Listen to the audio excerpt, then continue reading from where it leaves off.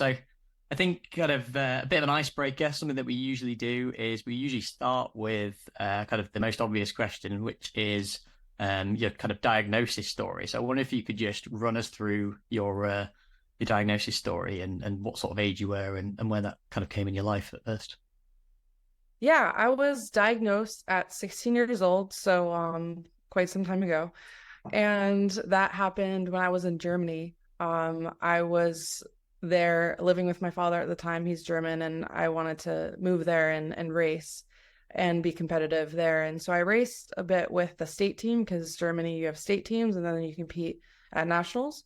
And so I went to some routine blood work and testing. So we have the VO2 max testing, and they just do all the blood work and everything. And then right after my VO2 max test, the doctors there had told me my blood sugars were elevated and pretty high. I had no idea what that meant. I was just hoping everything would go back to normal, but I also didn't have like the best breakfast that morning.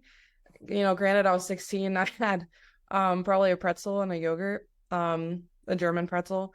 And yeah, that probably wasn't the greatest breakfast. So I was probably like, oh man, they could probably see that I didn't really eat too well today.